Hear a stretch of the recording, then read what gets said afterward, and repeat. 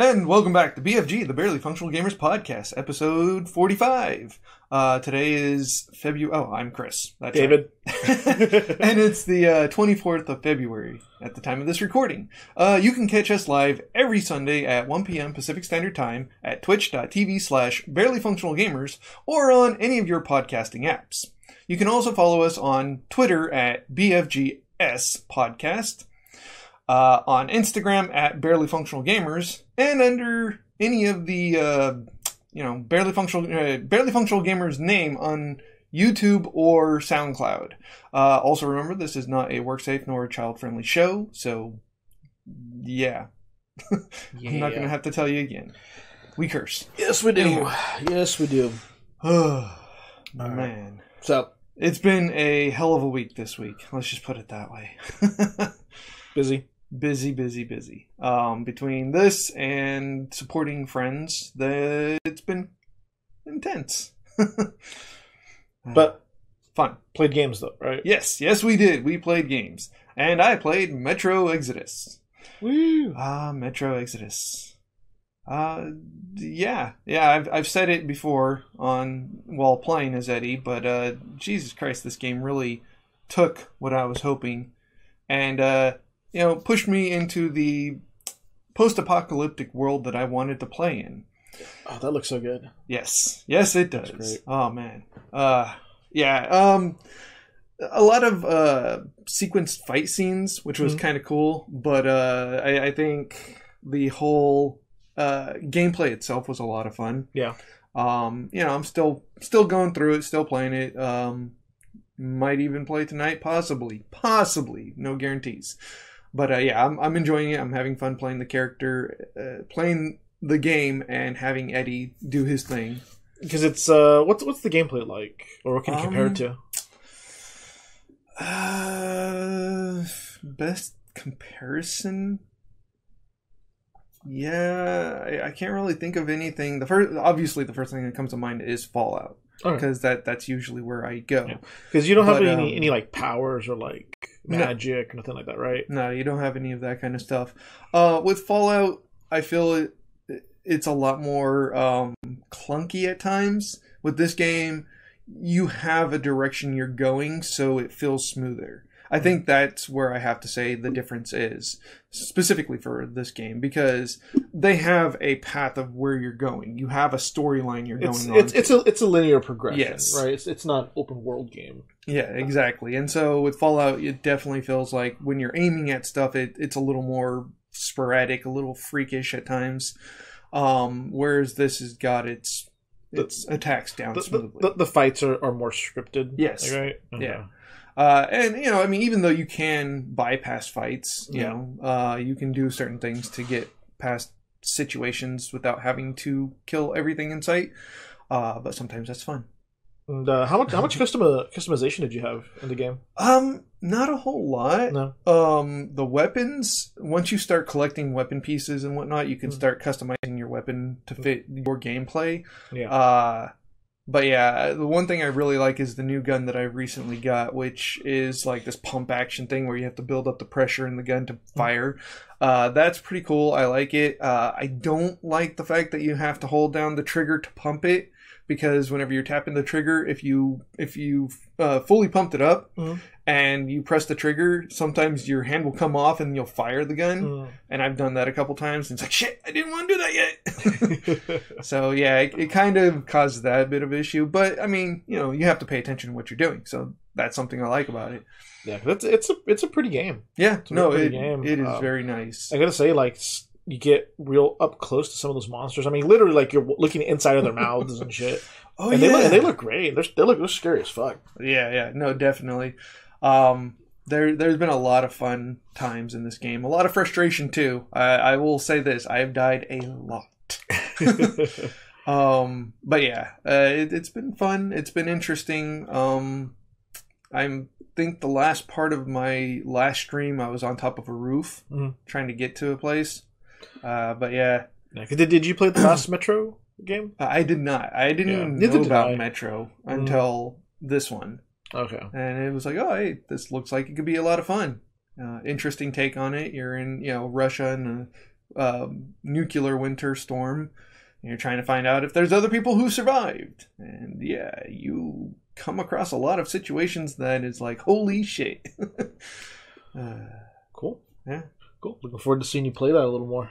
I'm looking forward to playing it a little more. And myself, I was still playing Celeste. Yes. And I did beat it. Okay. I beat the game. Got the credits, got the ending, but then another chapter opens up. Chapter 8. And when you enter chapter 8, it's like a year later. And basically it's the old lady found this other cave for you to explore, but when you go in there, you're roadblocked by like a magical door. Okay. And the magical door requires that you have 4 hearts, and the only way to get hearts were in the stages for you to you either had to like find a heart that's really difficult, or you had to beat the B-side.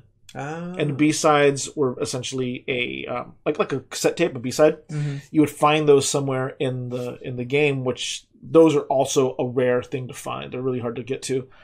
But essentially what I did is like, okay, it's like I have to go find all the secret shit in the game in order to unlock that door in that new chapter. It's like you're not just collecting for the sake of collecting. At least they kind of made like a level that you have to collect in order to access it. So we'll see. I'm still working on that. So it's just like, I had to go back. Well, the good thing, what I did notice though, because the game is really hard, right? And I guess I got better throughout playing, because then when I went back to the first chapter to try to get all the secret stuff, I was just flying through it. I was like, oh shit, okay. Of course. Yeah, because the first time I played it, I didn't understand like all the mechanics and how you could combine the different mechanics and all that stuff. And then so I went to the first level, I was just like, oh, I wish I had known this the first time I went through, because I just like zip. I just tear through it. And I was finding all the secret stuff so easily, because I remember the first time through, I had seen some secret items, and I kind of gave up on them a little bit. And I was like, oh, I'm not gonna, like, man, it's just so hard. Fuck it. I'm just gonna move on. It's optional anyways. But then this time I saw, I'm like, oh, okay. I didn't get that last time. But then I'm like, oh, I know exactly how to get this now. And I just went and did it. And it wasn't that bad.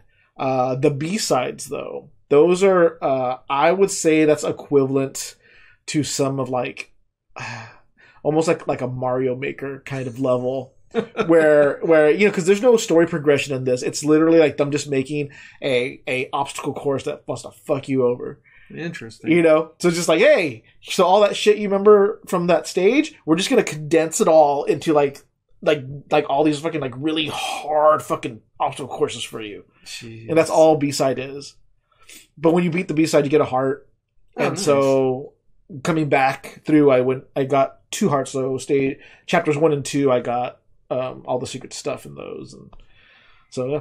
So I'm halfway to opening that door in chapter 8.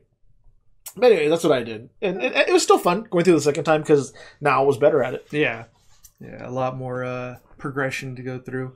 I know there was a level I was watching you play that, yes, was very much like freaking Ninja Turtles.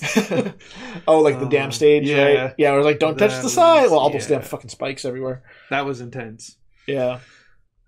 Anyways, so I guess we should probably move on to Fallout. The geekly news. Yeah. Let's do this. Man. So, Fallout 76, a little bit of information. Bethesda has released a roadmap for 2019, which also includes a new main quest storyline.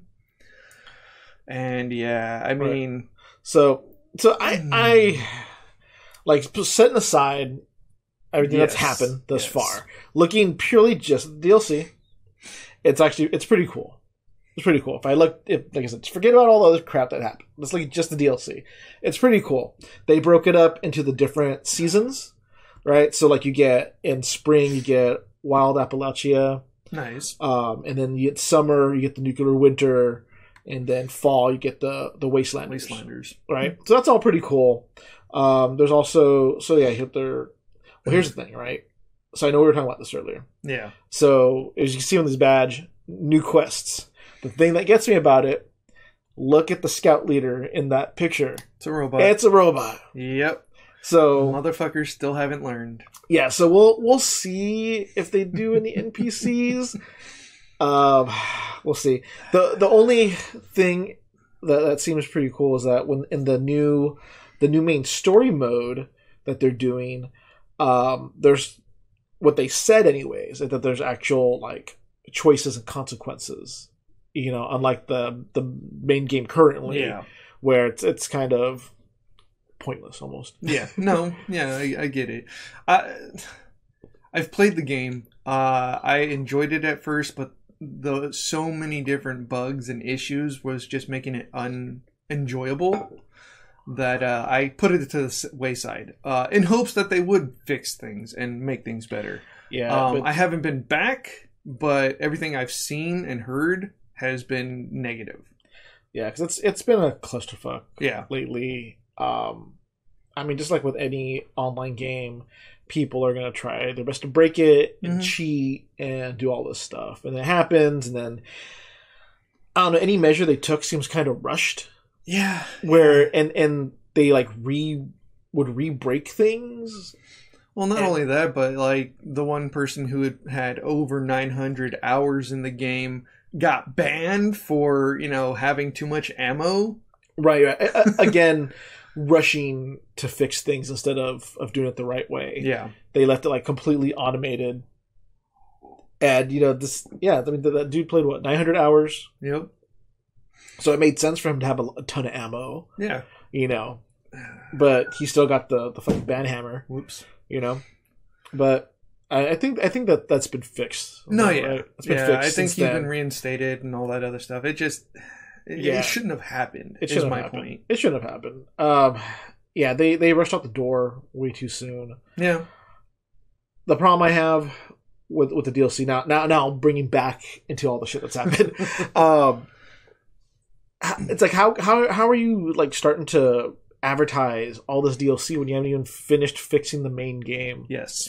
Unless these DLCs are going to come with fixes. Like if it's like in order for this stuff to work, that all that stuff needs to be fixed. I'm worried that all this DLC comes out and they still haven't fixed everything. Yeah, no, I could easily see that happening. I mean, as much as I'm a big fan of Fallout and as much as I am a big fan of Bethesda, you guys need to fix your shit. Yeah, I can't remember a single game that I've played from Bethesda that didn't have like game-breaking bugs still in it, years later after it's been released. And sometimes that's what happens, but every one of the games...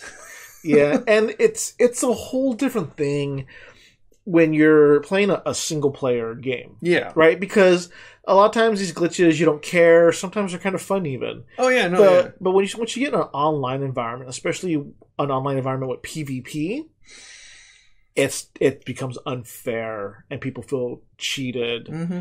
And it's like, oh, look at this person cheating and that shouldn't happen. It's like you can't do that when people are competing against each other in an online environment. Yeah. It's no longer acceptable at that point.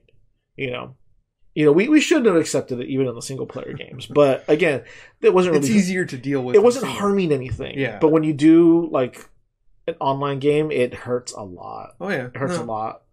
Because people will just like want to screw each other over, essentially. Mm-hmm. We put people together, they want to screw each other over. Oh yeah. No. And when you people have so many bugs, and when you have so many bugs, people will exploit those bugs again to fuck people over. Mm-hmm. So it's fix your shit. I'm so afraid that because the DLC sounds cool. It does. The roadmap sounds really cool. Like it's a good plan, but please fix your shit first. Yeah. Yeah. I mean, I'll probably go back to it after I finish Metro Exodus, to be honest, just to give it a test run. Hopefully I'll get Jinx back to play some more. We can see where that goes. I truly, honestly expected a little more out of the base building. and being able to create a community. You know, I thought that this was going to be a game where you can literally start building what you see in Fallout 3 and Fallout 4, where communities are thriving and things of that nature. Oh. And it really didn't... a little bit more Dragon Quest builders. Yeah. Where it's you build a village and people want to move in. Yes, exactly.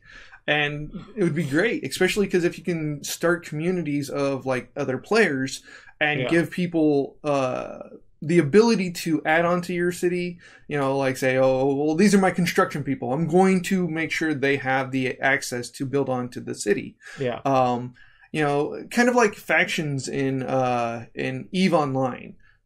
Things that allow you to have access to certain stuff. You know, people have roles. And it'd be nice to see that ability within Fallout 76 to make the community want to be together. Because really there isn't any want to work with anybody else other than beating big bosses. And it's like, that's not what Fallout is. In my opinion, that's not what Fallout is or ever has been.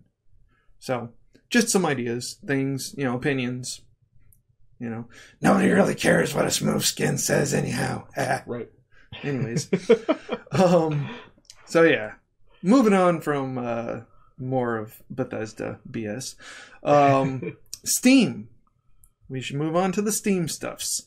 So Steam is removing its video section altogether. Now, this doesn't mean that people who have already bought movies or whatnot can't access it. It's still going to be accessible for you that have it.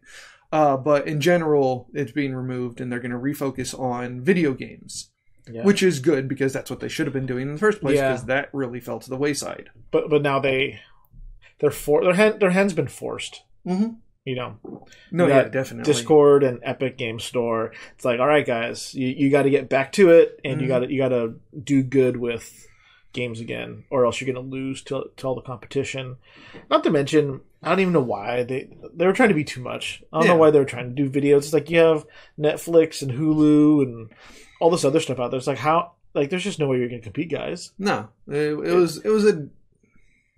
Well, hindsight's 20/20, but in my opinion, it was always a bad idea to try to go that way. No, it always was a bad idea because they had big competitors that actually have, you know, all these licenses and relationships with studios and stuff. Yeah, they had no chance. They had no chance whatsoever because it's the same thing with how Steam had this monopoly on being a game platform. Mm-hmm. You know, we had other sites like Hulu and Netflix that had all this monopoly on TV and movies. Yep. You know, so it's like it was a bad idea from the beginning. It's like, why are you even trying, guys? Like, just do what you do better. Yeah. No, 100%. And the other thing is like with them doing that, it feels like they, as we said, dropped the ball, and it allowed people like Epic to come in and try to fill that void that they weren't looking at, you know. And so now they have competition, which was the one best thing I enjoyed about PC gaming was there was no, you know, what is it called? God damn it, I can't think of the word now. Where they have games strictly for one system for the consoles. Exclusives? Thank you. Man. Hey, I said from the get-go I was not working well today. Anyhow, yes, exclusives were the one thing that I enjoyed about not having to worry about on PC. You know, but now you have to, you know. I have to get into playing on both Epic and on Steam in order to do it. And Epic, we've already covered that whole thing. I'm not a big fan of their platform at the moment. It's not horrible, but it's still lacking. Oh yeah, no, it really is. It's not Steam. Yeah. But yeah, there are certain games on there that I want that I can't get on Steam at the moment. So. Right. Yeah. I mean, it's always been nice to just have all my games in one place. Yeah. Aside from all my consoles, you know. But for the PC, it was nice to not have to open up 20 billion different fucking launchers to play a game. So, but yeah. Anyhow, next bit of information. Oh yes, Microsoft. So there's rumors going around that Microsoft will be announcing its next system at E3. Right. So, which there's a lot of speculation. Yes. About what their next system is going to be like.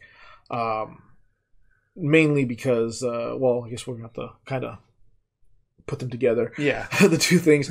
Because let's talk about the xCloud. Okay. Well, yeah. There's the xCloud, right? Which it's it's an interesting take on things, and they have specifically announced the xCloud already, right? But they haven't said anything about their system yet. Which the speculation is that their system will be focusing on that. Right. So right now, Azure. right now, Microsoft has Azure, and that's just like it's a cloud based. How can I say this? It's a cloud based computing. Sorry, that's what I meant to say. Cloud based computing, and like right now, you can. It's like like you would say, hey, I want to pay someone to like do all these calculations on the computer, or like how you'd have a render farm or something. Yeah, this is basically the same thing. They have all these servers that you buy a service, and they will do all these compilate. I can't say the word, but they'll do all the computing power for you on their servers, right? And so then the xCloud, that's essentially another blade for their servers that contains multiple Xbox components. Yeah. So that you can actually do gaming and have that stream out, for whatever device. You can be playing on a phone, you can play on this or that. So I have a feeling, or the speculation that we were talking about, is that the new Microsoft system is going to be it might almost be mandatory to be online, because everything might be using that xCloud. That could cause problems for some people, but yeah. Maybe. But I mean, generally, like, everybody kind of has internet nowadays. I mean, that's just where the future's going. Yeah. I don't know. I don't know. It's hard to say. I mean, it's all speculation at this point. I kind of feel like it might be how right now we have the Xbox One, but then we also have the Xbox One X. Yeah. Right? It might be something like that, where it's like, hey, you can have your Xbox, but if you pay for an extra service of having xCloud attached, then xCloud will make your games look even better, because it's helping your system make better calculations, so you can do like Crackdown 3 right now, the Wrecking Zone in Crackdown 3. I know the game's not great. Yeah. A bunch of people complain. But from a technical standpoint, Wrecking Zone, that they have like this like fully destructible, like large environment. Right now, your Xbox is not the one doing the calculations for that. No, it's using Azure, the cloud computing, to do all the calculations for the physics. And because your Xbox wouldn't be able to do that on its own. Of course not. Yeah. So it's going to be something like that. I think. I'm kind of hoping they get more tech in there. I hope it's a new system. It's not just a new iteration of the Xbox One. Yeah, I hope that they focus on gaming this time, because they, unfortunately, with the Xbox One, they went a little too far into the multimedia side of things, and they hurt them this console generation. Oh yeah, no, 100%. Because PlayStation concentrated on gaming. That's what I was going to say. Is they tried to go the route of the PS4 and dropped hard. They failed, and PS3. I was going to say, yeah. PS4 on the other hand went, hey, look, we're kind of falling behind Xbox. Let's go ahead and jump up. Yeah, and so. We've all seen how PS4 is definitely something a lot of people are really happy about. Yeah. With the exception of the cross-platforming. Right. So now, the prospect of having a console that's partial physical hardware and partial cloud computing, is kind of interesting to me, because it's, how can I say this? I feel like as you upgrade the xCloud, that not necessarily the consumer's paying for. They may pay for a service, but the hardware, when xCloud is concerned, is not going to really be the responsibility of the consumer, right? Yeah. So if those get upgrades, I kind of feel like you almost can start getting more and more power out of your system, just because it's partially, network based. Yeah, no, definitely. So I don't know, it's an interesting prospect. I'm some mad geniuses out there that are working on this are probably figuring out some cool shit to do with it. You might even be able to start streaming from your console. Well, you already can stream from your console. Shit. Well, you can. Well, I mean, without having to deal with like a Steam Link to, No, like the Xbox, you can stream directly from that shows you what I know. Yeah. Same thing like the PlayStation 4, you can stream directly to Twitch. As far as having cameras and all that stuff, I don't know, but you can stream just directly to streaming sites. But I mean, we'll see. There's a number of things. I'm a PC person, so because you don't own any of those. Yeah, no, so I have none of that crap. So he's the console guy. I'm the PC guy. Yeah. Although I do play a lot of PC, but not like I hate keyboards though, so I'm not that kind of PC guy.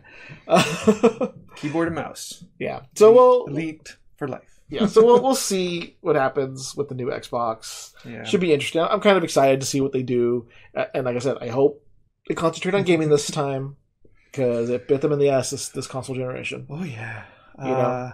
So moving on for extra announcements. Google is to announce, quote unquote, rumor is it to be announcing a mysterious project at the GDC in March. It's saying it's going to be a home streaming console. That's what the rumor is? Yes.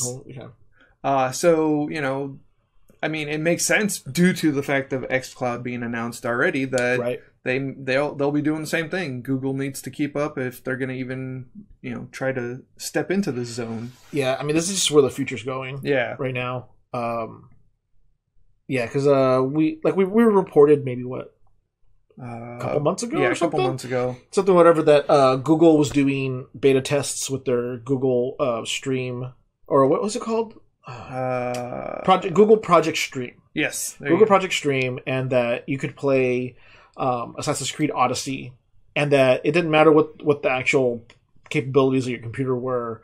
Well, I mean, it matters a little bit because you have to be able to at least accept the application. But essentially, their servers were the ones that were processing the game, and they were just streaming it over to your computer where you could play it. So, if all that testing apparently will probably go into with that console that they're trying to make. Yeah. And if it's Google, it's probably going to try to be like a what do you call it? It's probably going to be like an all-in-one media system kind of deal, most likely. I wouldn't be surprised. Yeah. So you're probably going to be able to play like all your like Android games on there, and have Netflix and Hulu and all that junk. But it's probably going to be something that's kind of cheap because it doesn't have to process anything itself. But it will probably be a service fee. Yeah. I could easily see that. Yeah. Especially if it's going to be tapping into the Netflix stuff. Or not Netflix, but the YouTube stuff. Because if it taps into that, they have the YouTube TV and stuff like that. Right. If they were smart, they would have it included if they're going to be doing a fee. Yeah. Have that included to give you access to the YouTube TV. Yeah, I think the only reason they would even have to have a dedicated system is because they need to have controllers. Yeah. Otherwise, they already have YouTube TV and all that stuff out there. Well, I mean, they have, there's a bunch of freaking home media center boxes out there. Yeah. But if they want to make something specific, like, hey, here's a controller and a remote, and now you have access to all of this, Google-based, apps and systems, and I figure it's going to be a cheap system to reel people in.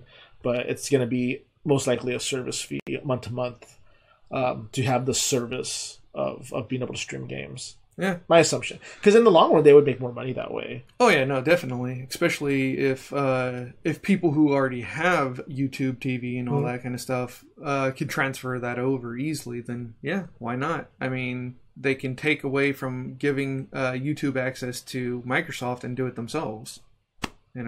That's true. So I don't know. We'll see. It's gonna be different the next couple of years. Yeah. Because it's gonna be all this cloud-based computing, streaming gameplay stuff, and who knows? Maybe like having like expensive hardware is gonna be out the door. Because as we've seen, like you mostly buy games online now. I don't know about you, but like me, I haven't bought like a physical copy of something in a while. Nor have I. Everything I've bought has been downloaded. You know, legally downloaded. Yes. Right. Although I am looking at getting the what is it? CD Red Project Cyberpunk 2077. I want to get the physical copy of that because it comes with some pretty nice stuff. Oh yeah, the collector's edition. Yeah. Other than that, I haven't. Yeah. So I mean, it makes sense. Mm-hmm. That's kind of where everything's going. Because I'm sure they looked at their numbers and are like, look at how much physical stuff we sell versus how much stuff is downloaded. Not only that, but one, it also gives them the like GameStop's always been a big issue for them. Yeah. And so they don't have to worry about their games being resold, without them getting a cut.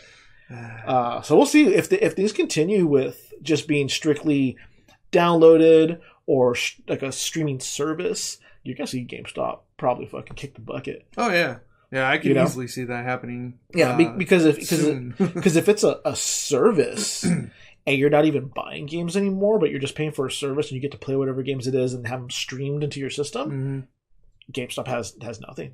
Yeah, nothing. And they could always ship it through Amazon or something else, later down the line if you want to get a physical copy. So yeah, I mean, there's all that. We'll see what happens. Things are going to change. The whole landscape of gaming is going to change quite a bit in the next decade. Yeah, a lot of changes.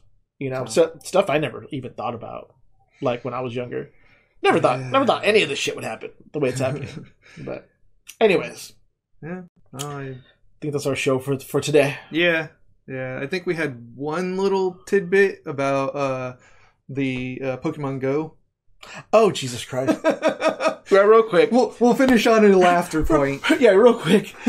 So there's Pokemon Go players. There's some YouTube channels out there that are specifically like about Pokemon Go. They're family friendly, things. And so a general term is the combat power of the Pokemon, right? How hard they can attack and stuff. And it's shortened to just saying CP, right? Combat power, right? But apparently the algorithms on YouTube flag CP anytime CP is used as child pornography. And so we all know how bad that is. So, yes. We obviously don't want that, but this is funny because it's a family friendly family friendly show, and there's a show it got booted because of UCP. Yeah, to talk about combat power on Pokemon. It just points out further that YouTube's algorithm is flawed, and they need a touch of humanity in there. Yeah. Just to realize these things. Come on, Google. Yeah. Come on. Yeah, and I don't think it's specifically because in the video, but because in the title itself, it talked about get the Pokemon with the biggest CP and whatever. Like it flagged it and banned it. It's all fixed now, but still, it's just kind of funny that it got flagged. Guy gets an email that's like, yeah, you've been banned for having after reviewing your content, it's been shown that you have sexual content and blah blah blah. It's like no one looked at it, no one reviewed it. If they had, they would have saw that there was nothing in it. Yeah. So it's just all lawyer speak in an email. They didn't actually fucking look at it. But anyways, it's fixed now. Yes, and that is the end of our show. I'm Chris, David, and this is BFG. Hope you guys enjoyed. Later.